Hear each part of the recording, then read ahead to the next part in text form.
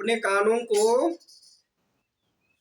खड़ा करना पड़ेगा, ध्यान से सुनना पड़ेगा, और जो भी बतलाते हैं उसके पर पे क्या होना पड़ेगा, विश्वास करना पड़ेगा।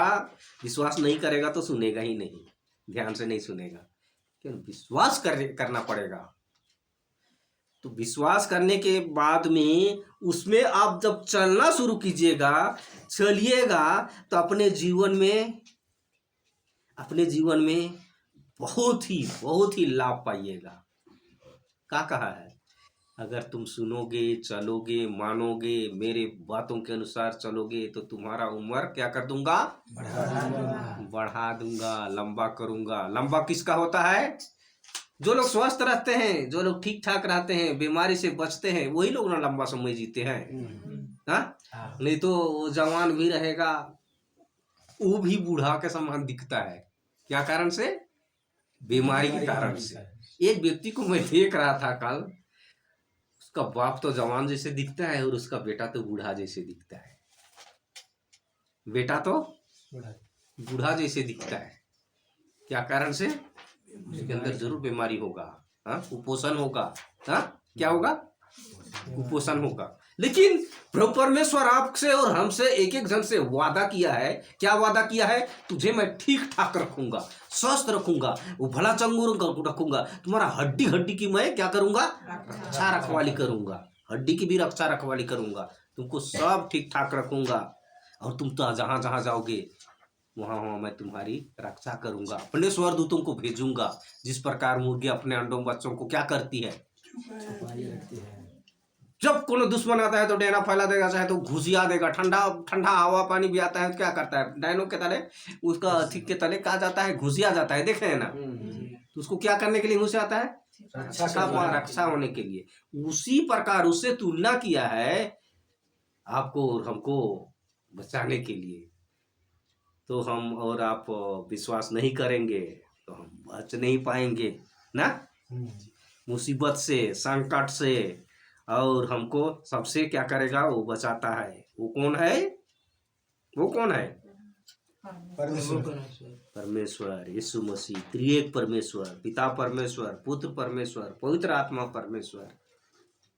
हालेलुया। भजन संहिता 61 का 1 पढ़िए तो क्या कहता है। भजन संहिता 61 का 1,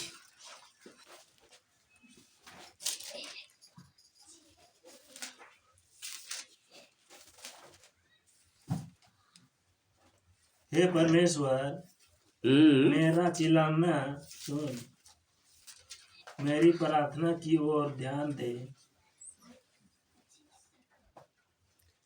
ठीक ठीक पढ़ रहे हैं। भजन संहिता 1 नहीं 16, गलत मैं ही बोला।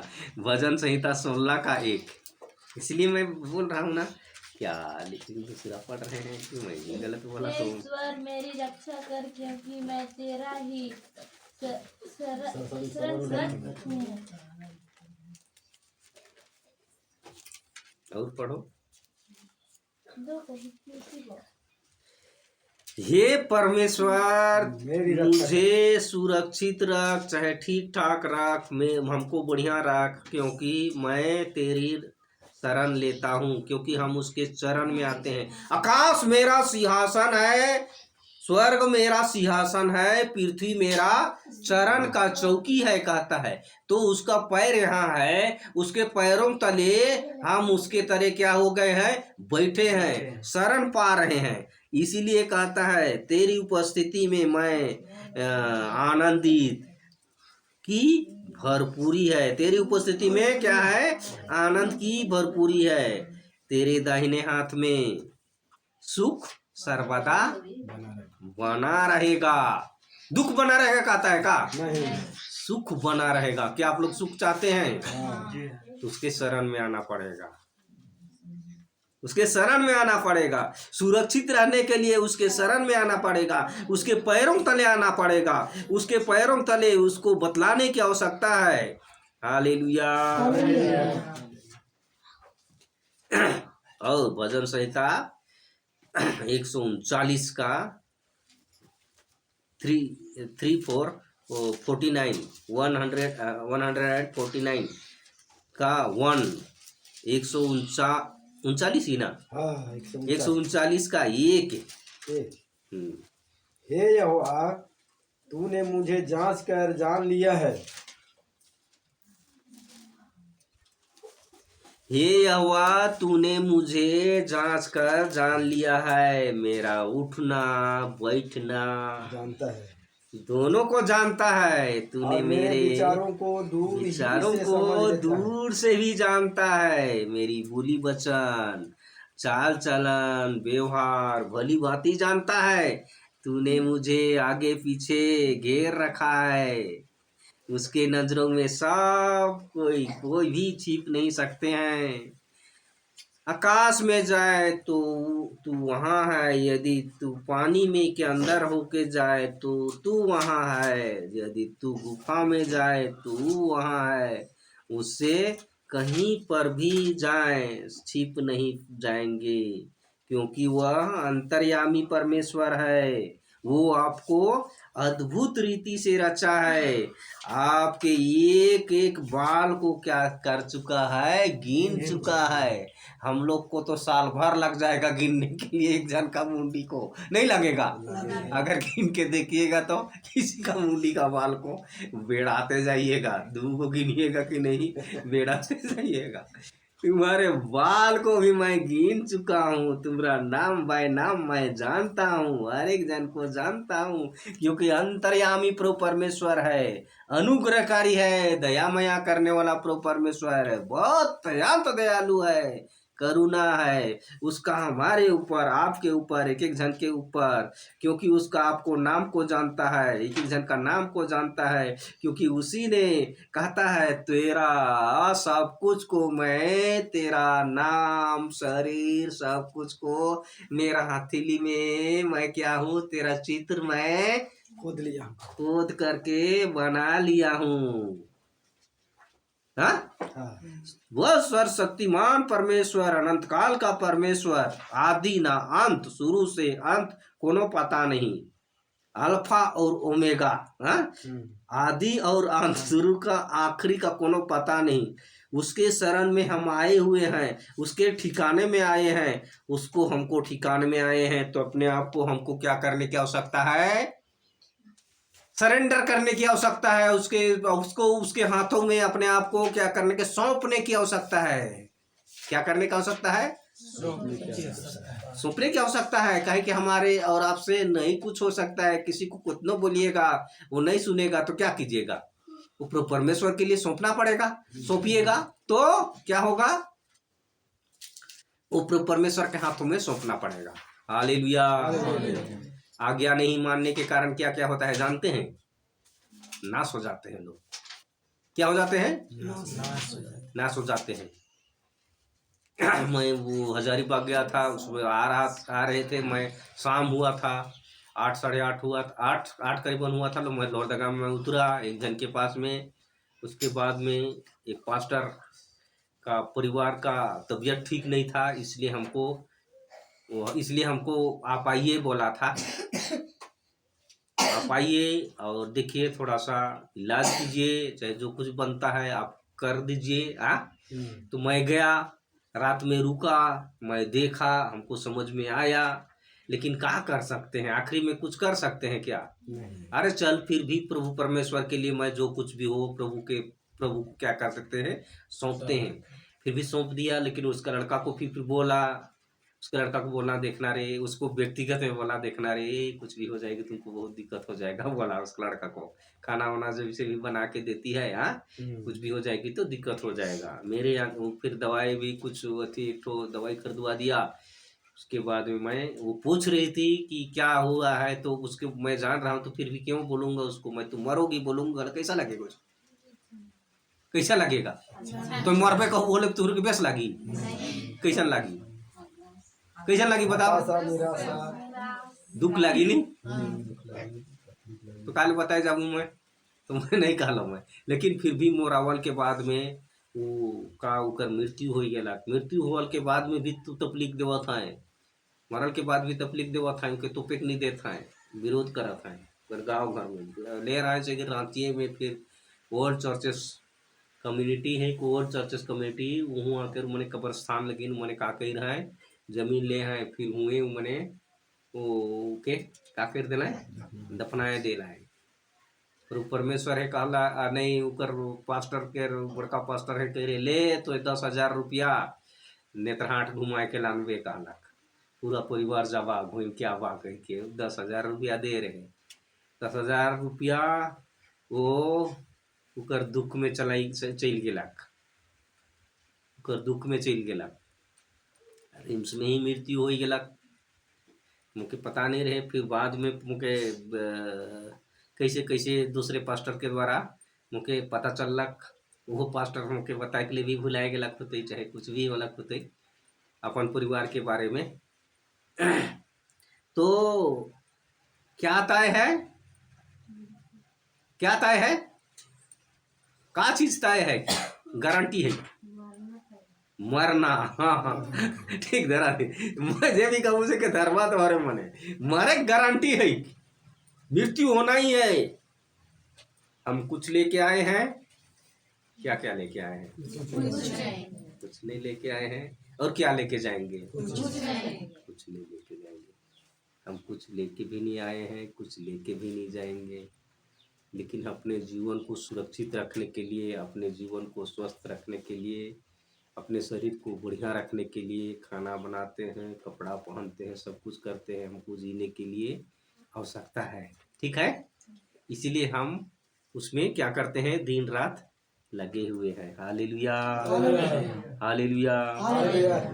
इसलिए कहता है प्रभु परमेश्वर कहता है कि प्रभु परमेश्वर को हमको उसके बेटा बेटी हम लोग हैं तो हम लोग उसको अपने आप को क्या करना है उसको सौंप देने की आवश्यकता है अपने आप को सौंपना है। जो कोई मन नहीं सुनता है ठीक है चाहे आपसे कोनो भी काम असंभव हो तो उसको क्या करना है परमेश्वर के हाथों में सौंपना है।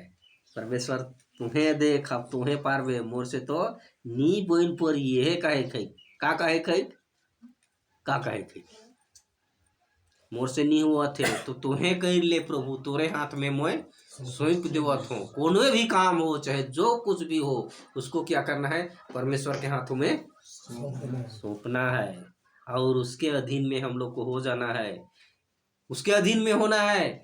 आदमी लोग अधीन में है का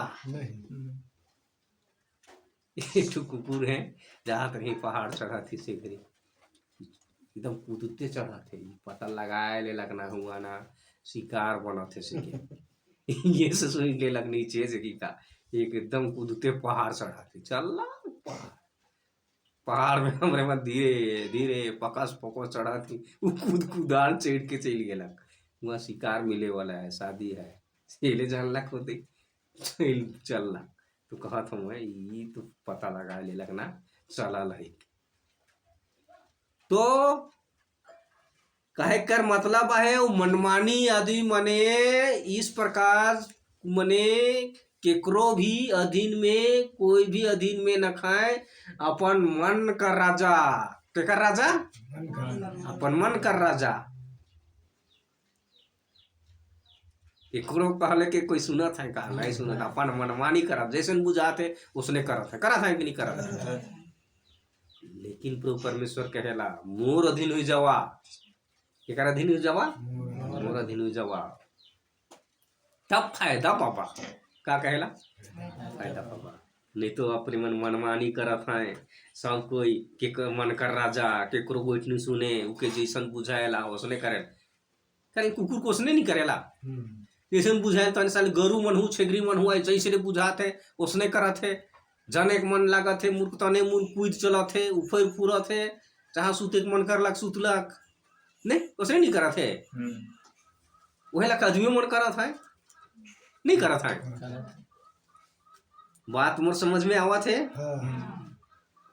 सिकरे ले हमरे के जाने खाए बुझे खाए और समझे खाए परमेश्वर के आज्ञा के माने खाए और मानल के बाद में चले खाए चले के बाद में घर से का पावे खाए लाभ पावे खाए क्या पावे खाए लाभ पाना है। तो कॉपी पेन लिखने के लिए लेते लाइएगा बोलता हूँ मैं। आप लोग ये पढ़ने वाले अब जरूर एक ठो कॉपी और पेन लेते आइएगा। चर्च में भी आइएगा, चाहे तो और इससे बीच में कॉटेज मीटिंग भी होता है, उसमें भी आइएगा, ठीक ना। उस समय कुछ बहुत वंचित हो गए, कहाँ कहाँ चल गए, अपना भुला गए, अपना मन का राजा कहाँ कहाँ चल गए। हालेलुया।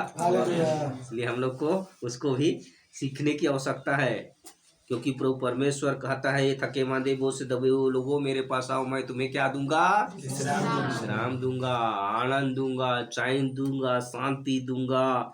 हाँ, आओ मेरे पास, मैं तुम्हें चैन चंगाई दूंगा, लाभ दूंगा, बीमारी से छुटकारा दूंगा। हाँ, तुम्हारा ख्याल करूंगा, तुम जो बोलोगे उसको मैं क्या करूंगा? सुनूंगा और उसका उत्तर दूंगा। क्योंकि कहता है सारी चिंता उसके ऊपर डाल दो, क्योंकि उसका ध्यान तुम्हारे ऊपर है कि नहीं है? इसलिए सारी चिंता उसके ऊपर डालने की आवश्यकता है, क्योंकि उसका ख्याल हमारे ऊपर है। इब्रानी 4:13 में कहता है, एक दिन हम लोगों को परमेश्वर के सामने लेखा देना होगा। उसकी दृष्टि में कोई प्राणी छिप नहीं सकता है। एक दिन प्रभु परमेश्वर के सामने क्या देना पड़ेगा? लेखा देना पड़ेगा। क्यों? क्योंकि हम लोग परमेश्वर के खेती है। क्या है? परमेश्वर का खेती है। क्यों? आप लोग सब कोई खेती बाड़ी करते हैं ही नहीं करते हैं? तो उसको देखने जाते हैं कि नहीं जाते हैं? जब लगाते हैं, अभी तो नहीं है खेती, नहीं है ना, अभी तो नहीं है, अभी तो कुछ है, मतलब कुछ चीज है, लेकिन उसके ऊपर हर समय ध्यान रहता है कि नहीं रहता है? उसको देखने जाते हैं, कैसा है, क्या हाथ से गिरी घुसा, कि क्या किया, किधर से घुसा, क्या किया, देखने नहीं जाते हैं? देखभाल करने के लिए, सूखा कि क्या किया, कि बीमारी लग गया, देखभाल नहीं करते हैं। तो प्रभु परमेश्वर हमारे ऊपर ख्याल नहीं करता है। वैसे करते करते एक दिन पकता है, तैयार होता है, तो क्या करते हैं? उसको हम काट के क्या करते हैं? लाते हैं। धान की विषय अगर काट के लाते हैं, लाने के बाद में उसको मिसते हैं, मिसने के बाद में जो भूसा बनता है उसको क्या करते हैं? हवा में उड़ा देते हैं। उड़ाने के बाद में उसको जमा करके क्या करते हैं? एक जगह गड्ढा बनाते हैं, उसमें क्या करते हैं? आग लगा देते हैं। क्यों हम उस समय न्याय कर रहे हैं? अपना खेती है ना, आप उसका मालिक है ना, है कि नहीं है? इसलिए आप उसको न्याय कर रहे हैं, अलग कर रहे हैं। तो साहब का चला बोट रहा रे पीले के हूँ ले गावा मूर्ख सबके, ऐसा करते हैं का? फिर मछली मारे जा रही है, तो मैं क्या करा रहा, सांप बैंक देख के सांप के धैर के ढूंढी में साजा नहीं बोलता है, हर आदमी नहीं बोलता है। अच्छा चीज को सब अच्छा ही चाहता है ना। तो कीड़ा मकोड़ा सबको डालो, वैसे नहीं करते हैं आप लोग भी? उसको अलग करते हैं, जो अनुचित है उसको अलग करते हैं। तो यहाँ कहता है कि इसी प्रकार, क्योंकि हम परमेश्वर के खेती हैं, इसलिए वो प्रभु परमेश्वर हम लोग का क्या करेगा? एक दिन न्याय करेगा।